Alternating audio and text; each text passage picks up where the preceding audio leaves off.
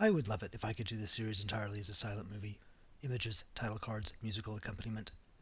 But I'm afraid you're going to have to suffer through a spoken track recorded with a bad mic. I will try to use diagrams, illustrations, and musical examples throughout to keep it interesting, and I'll also try to put the big and important points up in text on the screen. But mostly it's going to be me talking my way through my own self-organized material. Shall we begin? Hang on. We'll start with the piano keyboard. It has 12 distinct notes going up and down in the same pattern over and over. You may ask, why 12 notes instead of 15, or 37, or 5? Why those 12 notes, and not some other set of 12 notes? I would tell you in one word, but I don't have one word, and anyway, the one word wouldn't be the one you might think I would give you. So let's just take it as a given.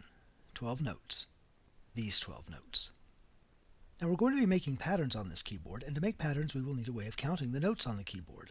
We're going to use a unit called a half step. That's the distance from one note to the next. So the distance from C to the black key just above it is 1/2 step. The distance from G down to the key just below it is 1/2 step. The distance from E to F is also 1/2 step. If we're taking one step up or down, why are we calling it a half step? I hear you cry. Now, I don't have a good answer to that question either, but stick with me a little bit and you'll begin to see something like an answer coming into view. Now we need to do a little math. What do two halves make? That's right, they make a whole. 2 half steps make a whole step. So the distance from C to D is a whole step. The distance from G down to F is a whole step. The distance from E to the black note above F is a whole step. You still with me? Good. Some people panic when fractions show up. Now to make a pattern. It looks like this: whole step, half step. One pattern, but it comes in two forms.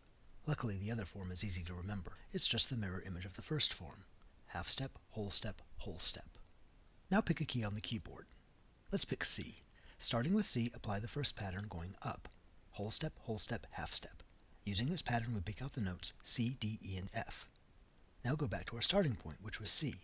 Starting there, apply the second pattern, but remember, the second pattern is the mirror image of the first, so instead of going up, we'll go down.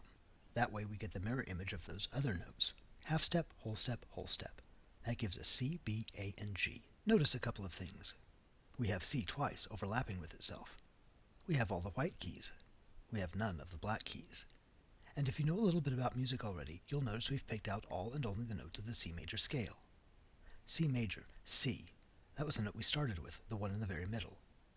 Play these notes top to bottom.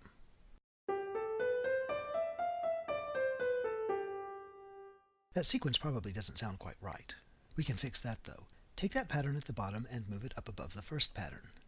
Now we don't have C in the middle anymore. Instead, the two C's we generated anchor the endpoints. Now play them up and down.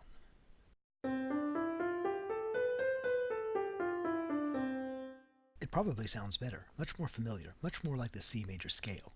And we can use this procedure to generate a major scale on any of the keys of the keyboard. So start with the note above F, F sharp. Apply the pattern going up, whole step, half step. That gives us F sharp, G sharp, A sharp, and B. Apply the pattern's mirror image going down. That gives us F sharp, F, D sharp, and C sharp. Move the bottom pattern to the top, or move the top pattern to the bottom, it doesn't matter. Play it. That's the F sharp major scale, the scale that goes with the note we started with. One pattern, whole step, half step, applied twice to the same note, once in reverse. Move one of the generated sets to the other side so that the double note anchors the top and bottom. That gives you any major key. Oh, and yes, I know, that's not an F in the key of F sharp major. It's an E sharp. But it's early days yet, and let's not worry about spelling.